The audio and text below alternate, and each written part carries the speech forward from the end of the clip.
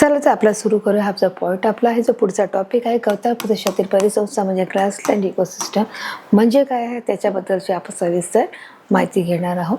आपण सुरुवात करणार आहोत. बघा, तिथे त्यांनी दिले ज्या प्रदेशात पावसाचे प्रमाण मोठमोठी झाडे वाढवण्यासाठी पुरेशी नसतात, की ज्या प्रदेशामध्ये त्यांनी सांगितलं की पावसाचे प्रमाण मोठमोठी झाडे वाढवण्यासाठी पुरे नसतात, म्हणजे ज्या ठिकाणी पाऊस हा कमी पडत आहे त्या ठिकाणी गवताळ प्रदेश तयार होतात. कोणत्या ठिकाणी गवताळ प्रदेश तयार होत आहेत?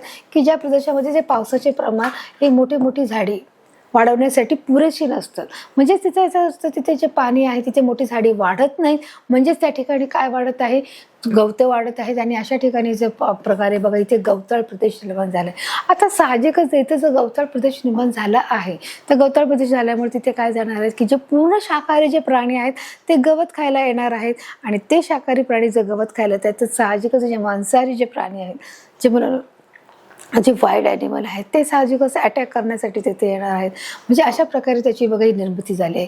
त्याचं सर्वप्रथम आपण पाहिलं की गवताळ प्रदेश म्हणजे काय, की ज्या प्रदेशामध्ये पावसाचे प्रमाण मोठी झाडे तयार करण्यासाठी वाढवण्याचे असक्षम आहे, जे पुरेसे नाही, मग त्या ठिकाणी बघा इथे काय निर्माण होत आहे? गवताळ प्रदेश निर्माण होत आहे. या प्रकारच्या परिसंस्थेमध्ये गवताची मोठ्या प्रमाणात अशा प्रकारे इथे आपल्याला वाढ होताना दिसते आहे. कळालं मुलांनो?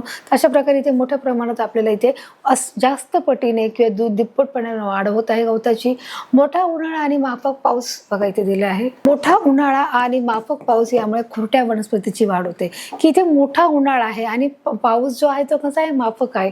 म्हणजे पुरेशा प्रमाणात पाऊस जो पडलेला आहे, इथे उन्हाळ्याचं प्रमाण हे जास्त प्रमाणात आहे आणि जो पाऊस आहे तो देखील माफक, म्हणजे जो अल्पदरात आहे किंवा कमी प्रमाणात पाऊस पडत आहे. त्यामुळे खुरट्या वनस्पतीची जी वाढ होते. खुरट्या म्हणजे काय, की ज्याची वाढ ही जास्त मर्यादित आहे, ती जास्त नाही आहे, तिची लांबी ही जास्त नाहीये. त्याच्यामुळे त्यांनी सांगितले की जे खुरट्याच्या वनस्पती आहेत त्यांची वाढ इथे या गवताळ प्रदेशामध्ये होत राहत असते. तर अशा प्रकारे उन्हाळा मोठा आहे आणि माफक पाऊस असल्यामुळे ते खुरट्या वनस्पतीची वाढ होत आहे. शेळी, मेंढी, जिराफ, झेब्रा, हत्ती, हरिण, चितळ, वाघ, सिंह इत्यादी प्राणी या प्रदेशामध्ये आढळतात. जसं मी तुम्हाला मगाशीच सांगितलं की आता तिथे हिरवळ प्रदेश आहे, पूर्ण हिरवं गवत आहे. त्याच्यामुळे साहजिकच काय होणार आहे? तिथे शेळी, मेंढी या सर्व जे प्राणी आहेत आपण इथे पाहिलेले आहेत. बघा, त्याची शेळी, मेंढी, जिराफ, झेब्रा, हत्ती, हरिण, चितळ, वाघ यासारखे इत्यादी जे सर्व प्राणी आहे या प्रदेशामध्ये येणार आहेत, चारा खाणार आहेत आणि त्याच्यामुळे इथे भरपूर उपलब्धी असणार आहे. मग या सर्व प्राण्यांना इथे येण्यासाठी आणि तिथे चारा मिळण्यासाठी त्यांच्या जी अन्नाची म्हणा जी सुविधा झालेली आहे. त्याचबरोबर विविध पक्षी, कीटक व सूक्ष्मजीव सुद्धा असतात आणि त्याचमुळे एवढ्या मोठ्या प्रमाणामध्ये तिथे जे गवत आहे, हिरवगार गवत आहे, खाण्याची उपलब्धी आहे. त्याच्यामुळे साहजिकच मोठ्या प्राण्यांबरोबर इथे काय येणार आहेत? पक्षी देखील येणार आहेत. त्याचप्रमाणे विविध प्रकारचे जे कीटक आहेत ते देखील येणार आहेत. कीटक जे आपण बोलू शकतो, जो नाकतोडा आहे, अशा प्रकारचे जे टिट्टे आहे, हे सगळे कीटक आहेत ते देखील येणार. आणि जे काही सूक्ष्म जीव आहेत की जे आपल्या डोळ्यांना दिसू शकणार नाही, मग ते देखील इथे गवतामध्ये येणार आहे. तर अशा प्रकारे आपण गवताळ प्रदेशाचं आपण मुलांना इथे वर्णन पाहिलेलं आहे. आता आपला जो नेक्स्ट टॉपिक आहे त्याच्याकडे पाहणार, जो ब आहे जंगलातील परिसंस्था म्हणजे फॉरेस्ट इकोसिस्टम पाहणार आहोत.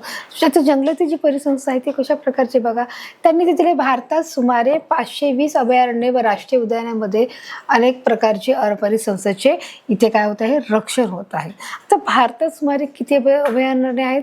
520 आहे. परीक्षेला प्रश्न विचारू शकतात की भारतातील अभयारण्य हे किती आहेत? तर तुम्हाला प्रश्न हा सांगता आला पाहिजे की भारतात सुमारे 520 प्रकारचे अभयारण्य आहेत. वरती राष्ट्रीय उद्यानामध्ये अनेक प्रकारच्या परिसंस्थेमध्ये देखील रक्षण होत आहे. तर अशा प्रकारची अभयारण्य असतात बघा, चित्रात तुम्हाला दाखवलेली आहेत. हे देखील तुम्ही ते पाहू शकता. ही निसर्ग निर्मित परिसंस्था आहे. ही कशी संस्था आहे? निसर्ग निर्मित, म्हणजे ती निसर्गाने निर्माण केलेली ही संस्था आहे. बरोबर, तिला कुणीही मानवाने निर्माण केलेलं नाहीये, तर तिला कुणी जाणून बुजून निर्माण केले नाही. ही कशी आहे?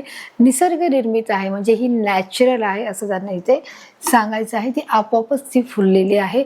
जंगलामध्ये विविध प्रकारचे प्राणी, वृक्ष हे एकाच ठिकाणी असतात.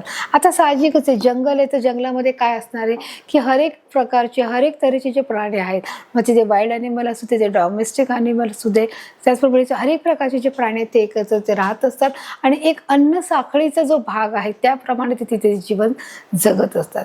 म्हणून त्यांनी सांगितले की जंगलामध्ये विविध प्रकारचे जे प्राणी आहेत, मग वृक्ष आहे, प्राणी तर आहेत परंतु तिथे वृक्ष देखील आहेत, वनस्पती आहेत, हे एकाच ठिकाणी राहत असतात. आता तिला अजैविक घटकामध्ये जमिनीत व हवेत असणारे जे सेंद्रिय असेंद्रिय घटक, हवामान, तापमान, पर्जन्यमान. आता इथे दिले जे अवैजिक घटकामध्ये काय काय प्रकार पडतात बघा, इथे दिलेले आहे जे अजैविक घटक. त्या अजैविक घटकामध्ये जमिनीत हवेत असणारे जे सेंद्रिय आणि असेंद्रिय, जमिनीत असणारे सेंद्रिय किंवा असेंद्रिय घटक म्हणा, हवामान, तापमान व पर्जन्यमान. पर्जन्यमान म्हणजे काय आहे मुलांना? पाऊस आहे, बरोबर. हे सर्व जे घटक आहेत मग या वातावरणामध्ये आपल्याला दिसून येत असतात. कार्बन डायऑक्साईड आहे, ऑक्सिजन आहे, नायट्रोजन आहे, कार्बन आहे. ते सर्व जे सेंद्रिय घटक, असेंद्रिय घटक, प्रथिने आहे, कार्बोदके आहेत, ऍसिडने पदार्थ आहेत. हे घटक वेगवेगळ्या प्रमाणामध्ये आपल्याला आढळतात आणि त्याचं जे प्रमाण आहे ते वेगवेगळं आहे, सारखं नाही. पांढऱ्या बिबट्या या अत्यंत दुर्मिळ प्राण्याचे रक्षण करणारे सर्वात मोठे अभयारण्य the great Himalayan national park येथे आहे. आणि त्यांनी सांगितलं आहे की जो हा अशा प्रकारचा जो पांढऱ्या बिबट्या आहे, सगळ्यांनी पिवळा जो वाघ पाहिला असेल, पिवळा बिबट्या पाहिला असेल, परंतु एक सफेद वाघ बनू शकतो किंवा एक पांढरा जो बिबट्या आहे तो देखील पाहण्याचा तो मुलांना की तो आपल्या पिवळ्या वाघाप्रमाणेच एक मोठा सुंदर आणि आकर्षक दिसण्याचं काम करतो. आणि त्यांनी सांगितले जो पांढरा बिबट्या आहे अत्यंत दुर्मिळ सांगितलंय. दुर्मिळ म्हणजे काय की तो बघण्यास फार कमी दिसत आहे किंवा त्याचं जे प्रमाण आहे त्या पांढऱ्या बिबट्याचं, ते पांढऱ्या बिबट्याचं प्रमाण किती आहे? फार कमी प्रमाणात आहे, म्हणून त्याला दुर्मिळ हा शब्द इथं आढळलेला आहे. पिवळ्या प्रकारची वाघ तर आपण सतत पाहत असतो, परंतु आपल्याला क्वचितच वेगळ्या रंगाचा एखादा पक्षी तसाच दिसला, म्हणजे आपण पाहिलं की जसं मोर आहे, तर मोर आपल्याला माहिती आहे तो कोणत्या रंगाचा आहे, परंतु तो जो आपल्याला लाल दिसला, निळा, हिरवा दिसला, पिवळा दिसला, तर आपण आश्चर्यचकित होतो की अरे कसं काय. जसं आपल्याला पोपट बघा, आपल्याला पोपट माहिती आहे हा ग्रीन कलरमध्ये आहे, हिरव्यामध्ये आहे, परंतु काही ठिकाणच्या भागामध्ये किंवा बाहेरच्या देशामध्ये देखील जो पॅरोट आहे तो आपल्याला लाल रंगामध्ये देखील दिसतो. मग त्यावेळेस आपल्याला आश्चर्य वाटतं की अरे हा पोपट किती वेगळ्या रंगाचा आहे, आणि आपण आकर्षता म्हणून आपण त्याच्याकडे पाहत असतो. तसाच जो पिवळा वाघ आहे आणि जर सफेद वाघ आहे, बिबट्या आहे, तर जर सफेद वाघ आणि पिवळा वाघ आला तर आपण साहजिकच आपलं अट्रॅक्शन कुठे असणार आहे? या पांढऱ्या बिबट्याकडे. तर त्याच्यामुळे त्यांनी सांगितले पांढऱ्या बिबट्या या अत्यंत कसा आहे, तो दुर्मिळ आहे, म्हणजे फार कमी प्रमाणात आढळतो. या प्राण्याचे रक्षण करणारे सर्वात मोठे म्हणजे त्याचं जे रक्षण करण्याची जी जबाबदारी आहे ते कुठे करण्यात आहे? मोठे अभयारण्य म्हणजे the great Himalayan national park हे त्याचं नाव आहे. त्या ठिकाणी त्याचं तिथे काय केलं जात आहे? रक्षण करण्याचं काम इथे करण्यात येत आहे. आसाम येथील काझीरंगा राष्ट्रीय उद्यान येथे हत्ती, गवार, रानडुक्कर, रानम्हैस, हरिण, वाघ, बिबटे इथे आपल्याला आढळत असतात. मग आता आसाममध्ये काय आढळत आहे की काझीरंगा या ठिकाणी काय आहे? राष्ट्रीय उद्यान आहे. इथे हत्ती आहे, गवा आहे, हे देखील तुम्हाला प्राणी माहीतच असतील. रानडुक्कर, रानम्हैस, हरिण आणि वाघ, बिबटे इत्यादी देखील सर्व जे प्राणी आहे त्या प्राण्याचं देखील तिथे काय केलं जात आहे? रक्षण केलं जात आहे. बघा हा जो आहे तो काय आहे? बघा रानडुक्कर आहे. आणि एक शिंगी जो गेंडी आहे, म्हणजे एक शेंडी जो असं आपण म्हणतो की ज्याला नाकाच्या समोर एक शिंग आहे त्याला काय बोलतात? गेंडा बोलले जातात. हे रणथंबोराचे जे अभयारण्य आहे ते पट्टेदार वाघांसाठी प्रसिद्ध आहे की ज्या वाघांना पट्टे आहेत अंगावरती, त्या पट्ट्यांसाठी रणथंबोराचे जे अभयारण्य आहे ते पट्ट्याद्वारे वाघांसाठी कसे आहे? प्रसिद्ध आहे. म्हणजे त्या ठिकाणी अशा प्रकारची वाघ हे भरपूर प्रमाणामध्ये आढळतात. गुजरातमधील गिरचे जंगल म्हणजे दिमागदार आशिया सिंहाच्या जंगलातील एकमेव आश्रयस्थान आहे. कसे आहे ते? एकमेव आश्रयस्थान आपल्याला आढळून येत आहे. कुठे? गुजरातमधील गिरचे जंगल आहे, तिथे काय आहे? दिमागदार अशा आशियाई जे सिंह आहे बघा, अशा प्रकारचा जो सिंह आहे त्याचे दर्शन आपल्याला दिसते की जगातील एकमेव हे आश्रयस्थान आहे त्या सिंहासाठी इथे आढळून आलेला आहे. आता आपल्याला दुसरा पाठ पाहणार आहोत. बघा आपण पाठ पाहिला आहे जो गवताळ प्रदेशाच्या भागातला जो पाहिला आहे. आता आपण पाहणार आहोत जलीय परिसंस्था म्हणजे जिथे ॲक्वाटिक बायोमास पाहणार आहोत. जलीय परिसंस्थामध्ये आता आपण कोणते घटक पाहणार आहोत त्या घटकाचा देखील आपण अभ्यास करणार आहोत. बघा इथे दिले आहे की आता ही काय आहे? साहजिकच आहे, पृथ्वी आहे, सगळ्यांना माहीत आहे ही पृथ्वी आहे. आता पृथ्वीचाच बहुतेक जो भाग आहे तो तुम्हाला इथे निळ्या निळ्या दर्शवला आहे, म्हणजे त्याचा अर्थ काय आहे? याचा अर्थ तिथे काय आहे? पाणी आहे.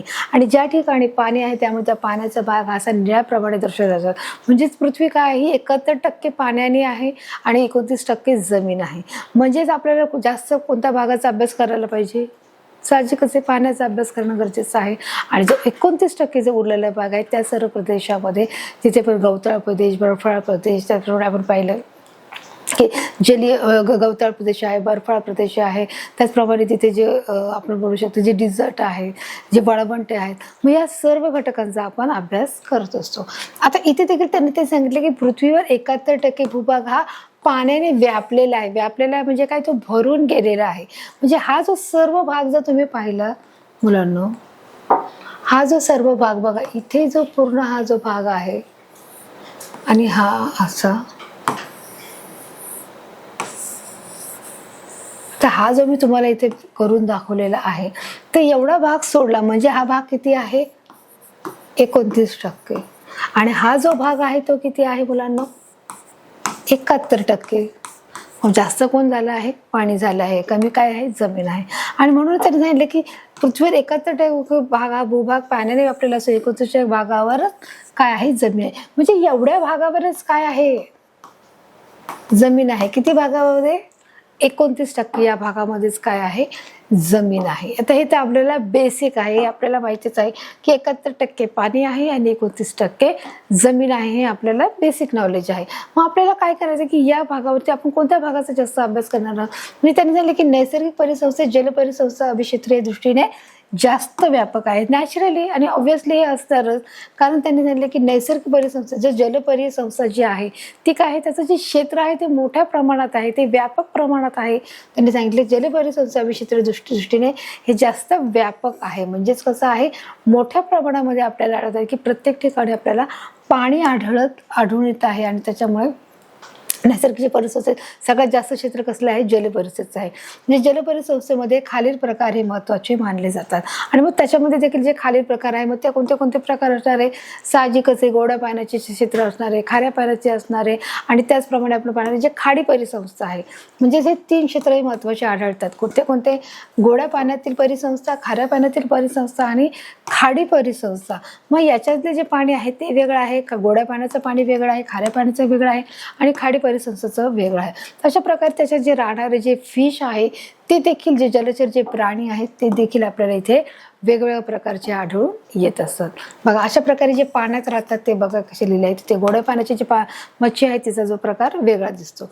मग गोड्या पाण्यातील परिसंस्था, मग आता त्यांनी त्याच्यातल्या भागातले डिवायडेशन करून माहिती दिली की या कुठे आढळतात या परिसंस्थेत, नदी, तळे, सरोवर या ठिकाणी आपल्याला आढळून येतात. बघा इथे त्यांनी दिलेलं आहे, नदी, तळे, सरोवर यांचा समावेश होत आहे. कशामध्ये, गोड्या पाण्यामध्ये. म्हणजे या परिसंस्थेमध्ये नदी जिथे असेल, नदी, तळे आणि सरोवर ज्या ठिकाणी असतात त्या ठिकाणचे पाणी कसं आहे बघा, अशा प्रकारे स्वच्छ पाणी आपल्याला आढळत आहे. ते कसं पाणी आहे, गोड्या पाण्यातील जे पाणी आहे तिथे आपल्याला आढळत आहे. म्हणजे कुठे असतात, नदीमध्ये आहे, नदी, तळे आणि सरोवर या ठिकाणचं जे पाणी आहे ते गोड्या पाण्याच्या सरोवरच्या मध्ये आहे. या परिसंस्थेत नदीद्वारे व पाण्याच्या प्रवाहाद्वारे ऊर्जा संक्रमित होत असते. आता बघा त्यांनी सांगितले की या परिसंस्थेत नदीच्या द्वारे काय होत आहे, पाण्याच्या प्रवाहाद्वारे ऊर्जा संक्रमण होत आहे, की त्याच्यातून ऊर्जा निर्माण होण्याचं काम होत आहे. जलभागाच्या तळावर जीवाणू, बुरशी यासारखे असंख्य विघटक असतात. आणि त्याच्या तळावर काय आहे, जलभागाच्या तळावरती म्हणजे कोणते, की वरच्या या ठिकाणच्या भागावरती काय आहेत, जीवाणू, बुरशी यासारखे जे असंख्य विघटक तिथे आपल्याला आढळतात.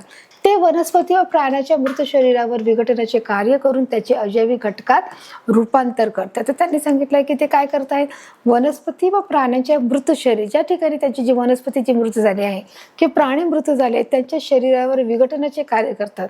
म्हणजे त्यांना ते नष्ट करायचे काम करून त्याचे अजैविक घटकांमध्ये साहजिकच रूपांतर करण्याचं जे काम आहे ते गोड्या पाण्यामध्ये केले जात आहे. तर अशा प्रकारे त्यांचे जे वैशिष्ट्य आहे ते त्यांनी सांगितलं आहे. आता खाऱ्या पाण्यातील सागरी परिसंस्था म्हणजेच मरीन इकोसिस्टम, म्हणजे त्याचं काय वैशिष्ट्य आहे ते इथे आपल्याला पाहायचं आहे. या परिसंस्थेत सागरी वनस्पतीची वाढ होते.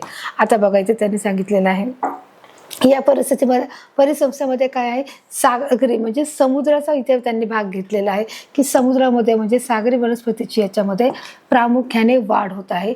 म्हणजे शैलावर उपजीविका करणारे लहान मासे, झिंगे मोठे प्रमाणात इथे उथळ भागामध्ये आढळतात. उथळ भागामध्ये ज्या ठिकाणी थोडा खोलगट भाग आहे त्या ठिकाणी शैलावर उपजीविका करणारे लहान मासे, ते छोटे जे लहान मासे आहेत त्याप्रमाणे त्याचे झिंगे आहेत या प्रमाणात उथळ भागामध्ये, ज्या ठिकाणी त्याचा खोलगट भाग असतो त्या भागामध्ये तिथे आपल्याला आपल्याला हे सर्व प्रकार आढळतात. म्हणजे कोणकोणते मासे आहेत, झिंगे आहेत. सागराच्या मध्यभागी कमी प्रमाणात जलचर आढळतात आणि सागराचा जो मध्य भाग आहे पाण्याचा तिथे आपल्याला जलचर प्राणी आढळतात. मोठे मासे हे द्वितीय पोषक आहेत, त्यामुळे समुद्रात पोषक द्रव्येही मोठ्या प्रमाणामध्ये आपल्याला आढळतात. आता मोठे मासे कसे आहेत, द्वितीय म्हणजे दुसरे भक्षक आहेत आणि त्याच्यामुळे समुद्राचं जे पोषक द्रव्य आहे ती आपल्याला देखील समुद्रामध्ये मोठ्या प्रमाणामध्ये आढळून येत असतात. म्हणजे मोठ्या प्रमाणामध्ये तिथे पोषक द्रव्य आहेत. सागर तळावर विघटकाची संख्या ही जास्त असते आणि जे सागर तळावर विघटकाची संख्या ही आपल्याला जास्तीत जास्त आढळून येत असते. म्हणजे मृत वनस्पती, मृत प्राणी व टाकाऊ पदार्थ सागर तळावर जमा होऊन त्याच्यावर सूक्ष्म जीवाणू विघटनाचे हे कार्य करत असतात. म्हणजे बघा, तुम्ही जर समुद्राच्या ठिकाणी गेलात तर तिथे बऱ्याच ठिकाणचे जे मृत वनस्पती आहे, जे मृत प्राणी आहे, जे मृत वनस्पती, मृत प्राणी आहे, जे टाकाऊ पदार्थ आहेत, हे तुम्हाला भरपूर प्रमाणामध्ये तिथे आढळून येत असतात. तुम्ही हे पाहिलेले देखील असेल. मग त्याच्यावर काय होते, सागर तळावर ते जमा होऊन त्याच्यावर काय होत आहेत, सूक्ष्म जीवाणू विघटनाचे कार्य करतात आणि ते जे सूक्ष्मजीव त्याच्यावर निर्माण होऊन ते त्यांना संपवण्याचे, त्यांना नष्ट करण्याचे देखील ते काम होत आहे. तर अशा प्रकारे हे चित्र देखील तुम्ही मुलांना जेव्हा फिरायला गेला असेल समुद्रामध्ये, तेव्हा समुद्राच्या ठिकाणी तेव्हा तुम्हाला हे सगळं चित्र इथे दिसत आहे. जे मृत वनस्पती आहे, जे प्राणी आहे, जे बरेच टाकाऊ पदार्थ आहेत, कशा प्रकारे तिथे विघटनाचं काम करत असं हे देखील आपण माहीत आहे. आता त्यांनी दिले मानव हस्तक्षेपामुळे होणारे परिसंस्थेचा ऱ्हास, की मानवाने हस्तक्षेप केल्यामुळे कोणकोणत्या गोष्टीचा ऱ्हास होत आहे, त्यांनी आता तिथे चित्र केले. की बघा, इथे दिले की विविध मानवी प्रक्रिया व कृती यामुळे परिसंस्थेवर वेगवेगळ्या प्रकारचे घातक परिणाम होत आहे. घातक म्हणजे खूप मोठ्या प्रमाणावर इथे परिणाम होत आहे. कोणत्या गोष्टीमध्ये, विविध मानवी प्रक्रिया, म्हणजे हर एक प्रकारच्या वेगवेगळ्या ज्या मानवी प्रक्रियामुळे काय होत आहे व किंवा त्याच्या कृतीमुळे, की त्यांनी जे काही प्रोसिजर सुरू केली आहे किंवा जे ते ॲक्शन घेत आहेत, कृती म्हणजे जे ॲक्शन घेत आहेत, त्यामुळे परिसंस्था आहे वेगवेगळ्या प्रकारचे परिसंस्थेवरती, म्हणजे ह्या ज्या सर्व परिसंस्था आहेत, म्हणजे आता आपण पाहिलं की जलीय परिसंस्था आहे, भूचर परिसंस्था आहे, त्यातून गवताळ प्रदेशाचे आहे, त्याचप्रमाणे बर्फाळ प्रदेशाचा आहे, त्याचप्रमाणे आपण पाहिलं मुलांना की ते पाण्याचं जे जलचरीय परिसंस्था आहे. मग या सर्व परिसंस्थेवर काय होत आहे, परिणाम होत आहे. मग कोणत्या प्रकारचा आणि कशा प्रकारचा परिणाम होत आहे हे देखील आपण बघा इथे चित्राच्या माध्यमातून अधिक समजून घेणार आहोत. यामुळे परिसंस्थेचा ऱ्हास होत आहे, म्हणजे त्या नष्ट होत आहेत. म्हणजे कशामुळे, उदाहरणार्थ खाणकाम आणि मोठ्या प्रमाणावर वृक्षतोड यामुळे जमिनीचा वापर हा बदलू शकतो आहे. त्यांनी सांगितलं की खाणकाम केल्यामुळे किंवा मोठ्या प्रमाणात वृक्षतोड केल्यामुळे, की खाणकाम कशासाठी करतात, की एखाद्या रस्त्याचे लोहमार्ग करायचा, रस्त्याचं रुंदीकरण करायचं आहे, त्याचप्रमाणे लोहमार्ग तयार करायचे आहेत, त्याच्यासाठी आपल्याला खाणकाम करण्याची गरज असते. एखादा प्रोजेक्ट आहे, प्रकल्प आहे, तिथे उभारायचा आहे, तर त्याच्यामुळे खाणकाम करण्याची गरज आहे, बरोबर. मग त्याचप्रमाणे मोठ्या प्रमाणावर जे वृक्षतोड आहे, म्हणजे जंगलतोड आहे, जंगलतोड केल्यामुळे देखील जमिनीचा वापर हा बदलू शकतो. मग जंगलाचा देखील काय होत आहे, ऱ्हास होत आहे.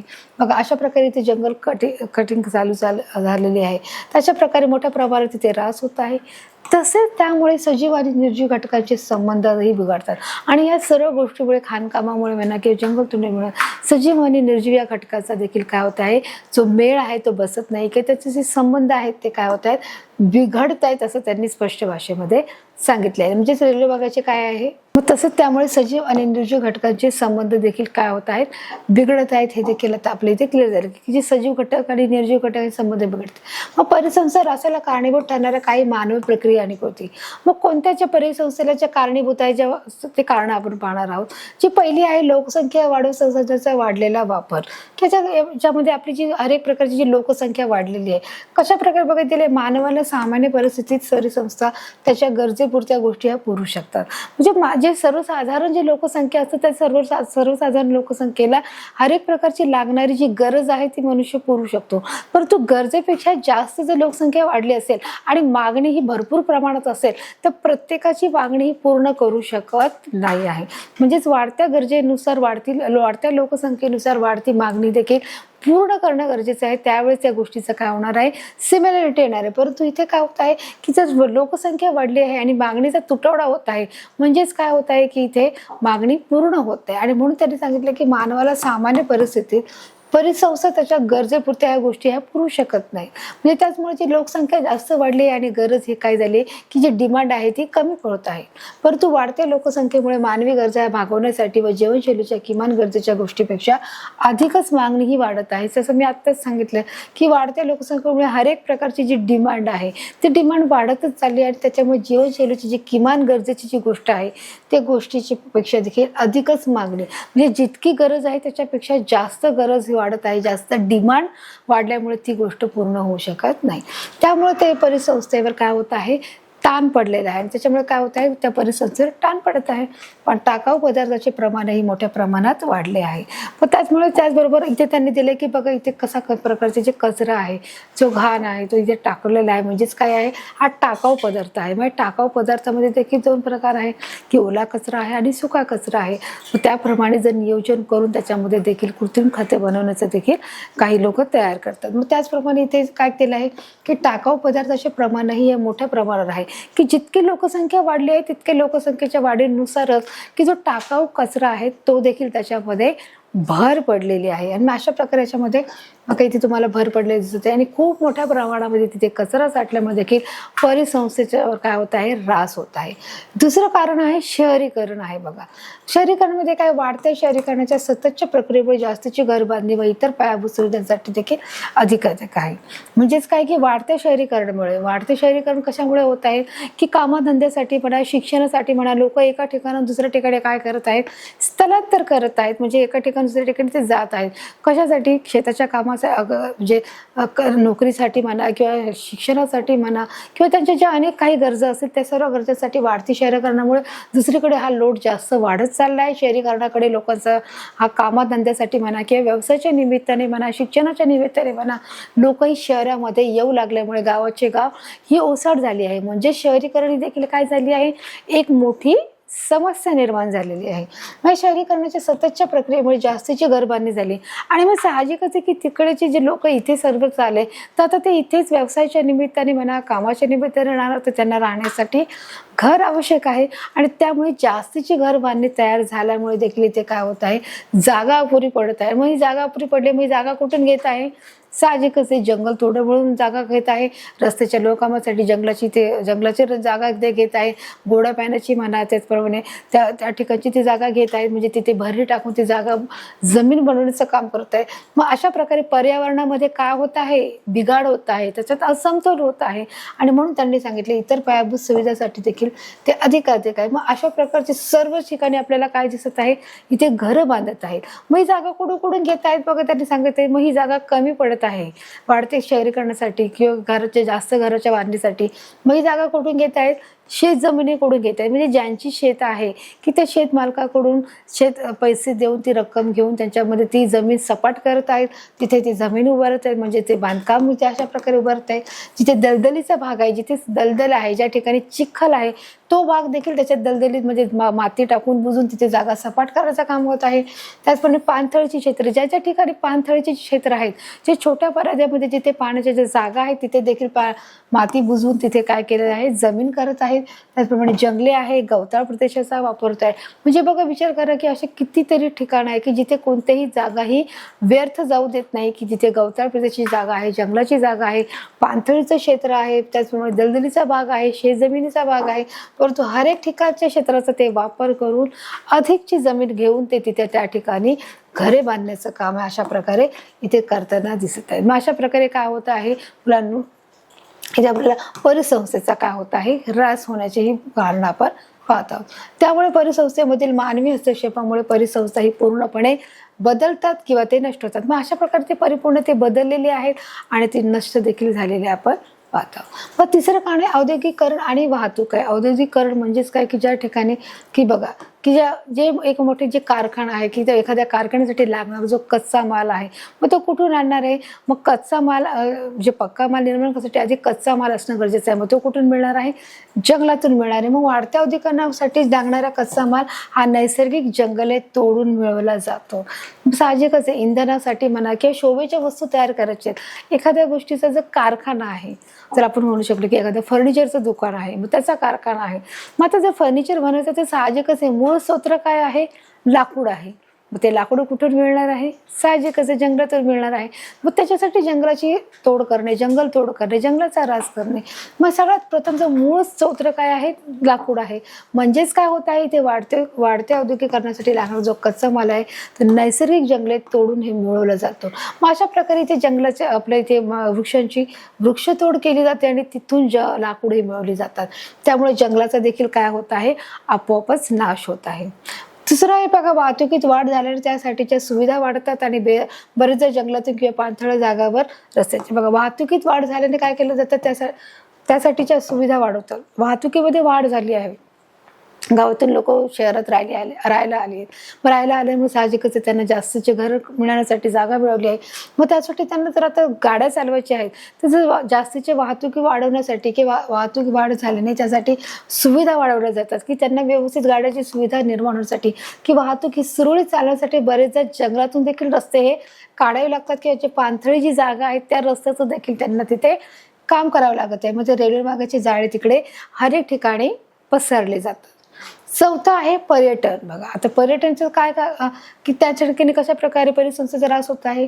निसर्ग निरीक्षण, पर्यटन व देवदर्शनासाठी मोठ्या प्रमाणावर पर्यटक हे निसर्गरम्य परिसरामध्ये येतात की ज्या ठिकाणी निसर्ग सौंदर्याचे जे प्रेक्षणीय जे स्थळं आहेत, जी बघण्याची जी स्थळं आहेत त्या ठिकाणी लोक गर्दी करतात. पर्यटन म्हणजे एका ठिकाणानुसार ठिकाणी एखाद्या ठिकाणाला जे भेट देतात त्याला आपण पर्यटन म्हणतात. मग एखाद्या व्यक्ती जे देवदर्शनासाठी येते, मग अशा ठिकाणी जे पर्यटक हे निसर्ग रम्य परिसरामध्ये येतात त्यांना भेट देतात. या पर्यटकाकरता अशा ठिकाणच्या परिसरामध्ये मोठ्या प्रमाणात पायाभूत सुविधा निर्माण केली जाते.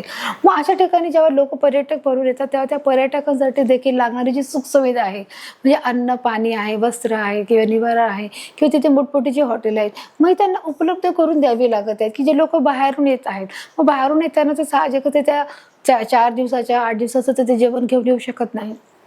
म्हणजेच इथे ते उपलब्ध सोय करून देत आहेत आणि त्या ठिकाणी लागणारी हर एक प्रकारची सोय सुविधा इथे उपलब्ध करत आहेत. म्हणजेच काय की या पर्यटकाकरता अशा ठिकाणच्या परिसंस्थेमध्ये मोठ्या प्रमाणात पायाभूत म्हणजे जे बेसिक नीड आहे, अन्न पाणी म्हणा, झोपणं, जो निवारा म्हणा, त्याची सगळी सोय इथे निर्माण केली जाते किंवा तयार केली जाते. त्यामुळे स्थानिक परिसंस्थेवर अतिरिक्त ताण येऊन त्याची मोठ्या प्रमाणात हानी होते आणि त्यामुळे स्थानिक परिसंस्था म्हणजे त्या ठिकाणची जे लोकल लोक आहेत त्या लोकांवरती साहजिकच परिसंस्थेवर परिणाम होत असतो आणि म्हणून त्याची एक मोठ्या प्रमाणावर देखील हानी निर्माण होत असते. हे देखील आपण बघा इथे चित्रामध्ये पाहू शकतो. जे 5वं आहे मोठी धरणे. आता मोठी धरणे कशावरती आहे बघा, धरणामुळे मोठ्या प्रमाणात जमीन ही पाण्याखाली जाते. साहजिकच आहे जेव्हा पाण्याचा फोर्स त्या जमिनीमध्ये पडतो त्यावेळी ते जमीन कशी होते आहे की त्याच्या जमिनीवरती खूप मोठ्या प्रमाणावरती पाणी ते साचत आहे आणि ते पाणी जमिनीखाली जात आहे. त्यामुळे त्या भागाचे जंगले किंवा गवताळ प्रदेशाचे जलीय परिसंस्थेत रूपांतर होते आणि त्यामुळे त्या भागामध्ये काय होणार आहे, जे जंगले आहेत ते जंगले म्हणा किंवा जे गवताळ प्रदेश आहे ते प्रदेश जलीय प्रदेशाचे रूपांतर होत आहे म्हणजे पाण्याच्याच मध्ये रूपांतर होत आहे. धरणामुळे नदीच्या खालच्या बाजूच्या पाण्याचा प्रवाह कमी होतो व त्याचा परिणाम म्हणजे काय की जे धरणामुळे काय होते, नदीच्या खालच्या बाजूचा जी नदी आहे त्या नदीचा जो खालचा जो भाग आहे त्या पाण्याचा प्रवाह आपल्याला कमी प्रमाणात होतो आणि त्याचा परिणाम म्हणजे पूर्वी वाहत्या पाण्यामध्ये तयार झालेल्या परिसंस्था ह्या नष्ट होतात. म्हणजे त्याचा परिणाम काय होत आहे की ज्या पूर्वी ज्या परिसंस्था तयार झाल्या त्या परिसंस्था या वाहत्या पाण्यामुळे किंवा या धरणामुळे काय झालेल्या आहेत, या वाहत्या पाण्यामध्ये ते आपोआपच त्या परिसंस्था ह्या नष्ट होत आहेत. ते 6वं कारण आहे ते युद्ध आहे. युद्ध काय आहे की जमीन, पाणी, खनिज संपत्ती किंवा काही आर्थिक व राजकीय कारणामुळे मानवी समूह स्पर्धा व मतभेदातून युद्ध होत असतात. बघा आता त्यांनी सांगितलंय की जर युद्ध होण्याची जी कारण आहे ती कोणतीही असू शकतात की जमिनीसाठी युद्ध होऊ शकतं, पाण्यासाठी युद्ध होऊ शकतं, खनिज संपत्तीसाठी होऊ शकतं की आर्थिक म्हणा, राजकीय म्हणा. आर्थिक म्हणजे जो पैसा आहे त्या गोष्टीसाठी, राजकीय म्हणजे जे पॉलिटिशियन्स लोक गोष्टीमुळे किंवा कोणत्याही कारणामुळे मानवी समूहात म्हणजे 2 किंवा त्याच्यापेक्षा जास्त लोक जेव्हा असतात त्याला आपण काय म्हणतो, समूह म्हणतो. त्या समूहात स्पर्धा होते. स्पर्धा म्हणजेच काय, कॉम्पिटिशन असते. त्याच्यामध्ये आपल्याला कॉम्पिटिशन दिसते किंवा मतभेद दिसतात. म्हणजे त्याच्यामध्ये आपल्याला आपलं एक समानता दिसत नाही. म्हणजे जेव्हा त्याच्यामध्ये काय होत आहे, मतभेद होत आहे. त्याच्यामुळेच काय होत आहे, युद्धजन्य परिस्थिती निर्माण होत आहे. मग त्याच्या युद्धामध्ये देखील मोठ्या प्रमाणात बॉम्ब वर्षाव, सुरुंग स्फोट केले जातात आणि साहजिकच आहे, युद्ध सुरू झालं म्हणजेच काय होत आहे, बॉम्ब स्फोट होत आहे, युद्ध सुरू होत आहे. त्यामुळे फक्त जीवितहानी नाही तर नैसर्गिक परिसंस्थेवरही मोठा बदल घडून येतो किंवा तो नष्ट होतो. आणि याच्यामुळे फक्त जीवितहानीच होत नाही. जीवितहानी म्हणजे काय की माणसं फक्त मृत्युमुखी पडत नाही. त्यांनी असं सांगितलेलं आहे की याच्यामध्ये काय होत आहे की या युद्धामध्ये मोठ्या प्रमाणात बॉम्ब वर्षाव, सुरुंग आणि स्फोट केले जातात. परंतु यामध्ये फक्त जीवितहानी नाही तर नैसर्गिक परिसंस्थेतही जी नैसर्गिक नॅचरल परिसंस्था आहे त्याच्या प्रमाणामध्ये देखील बदल हा मोठ्या प्रमाणात घडून येतो. व अशा प्रकारे भूकंप, ज्वालामुखी, महापूर, दुष्काळ यासारखे ही नैसर्गिक आपत्ती देखील त्याच्यामध्ये मुळे ओढवत असते. मग याच्यामध्ये काय होत आहे की नैसर्गिक आपत्ती ह्या कोणकोणत्या आहेत मुलांनो? बघा, बॉम्बस्फोट आहे, तिथे सांगितले आहे की अशा प्रकारे जी नैसर्गिक आपत्ती आहे त्या आपत्तीमुळे देखील परिसंस्था ही नष्ट होत आहे. आणि त्या नैसर्गिक आपत्तीमध्ये देखील आपण पाहिलं ती नैसर्गिक आपत्ती कोणती आहे? भूकंप आहे, बॉम्बस्फोट आहे, भूकंप, ज्वालामुखी, महापूर, दुष्काळ यासारख्या या नैसर्गिक आपत्ती आहे. बघा, सॉरी, बॉम्बस्फोट हा आपत्ती नैसर्गिक नाहीये. तर बघा जे त्यांनी दिलेलं आहे, भूकंप ही नैसर्गिक आपत्ती आहे, जे भूकंप आहे, ज्वालामुखी आहे, महापूर आणि दुष्काळ यासारख्या हे नैसर्गिक आपत्ती देखील याच्यामुळे परिसंस्थेमध्ये होरपळल्या जात आहेत. आणि या सर्व नैसर्गिक आपत्तीमुळे व मानवी हस्तक्षेपामुळे परिसंस्थेचा ऱ्हास होतो किंवा त्या समूळ नष्ट होतात, म्हणजे पूर्णपणे उखडून फेकल्या जातात. म्हणजे त्याचं नामोनिशाण किंवा त्याचं अस्तित्व देखील उपलब्ध होत नाही आहे. तर अशा प्रकारे मुलांना आपण पाहिलं की परिसंस्था म्हणजे काय, की त्याच्या परिसंस्थेचे प्रकार पाहिले, परिसंस्थेची व्याख्या पाहिली, परिसंस्थेचे जे प्रकार आहेत ते देखील आपण प्रकार पाहिले. आणि त्याचप्रमाणे कोणत्या प्रकारचे परिसंस्थेमध्ये जे येणारे जे घटक आहेत ते देखील आपण या घटकाच्या माध्यमातून पाहिलेलं आहे. तर आता आपण मुलांना पाहणार सारांशाच्या माध्यमातून पाहणार आहोत की या पाठात आपण परिसंस्था व त्याचे प्रकार व त्याच्या मानवी प्रक्रियेमुळे व कृतीने परिसंस्थेचा होणारा जो ऱ्हास आहे याचा आपण अभ्यास केलेला आहे. तर अशा प्रकारे परिसंस्था म्हणजे काय व त्याचे होणारे जे परिसंस्था म्हणजे काय, त्या परिसंस्थेचे जे प्रकार पाहिले, मानवी प्रक्रियेमुळे होणारा त्याचा ऱ्हास आणि त्याचप्रमाणे त्या कृतीने परिसंस्थेचा होणारा ऱ्हास याचा देखील आपण अभ्यास केलेला आहे. आता या पाठाच्या दरम्यान असलेले मुलांना सराव किंवा परीक्षा प्रश्नोत्तर ही कोणती आहेत ती देखील बघण्याचा आता आपण प्रयत्न करूया.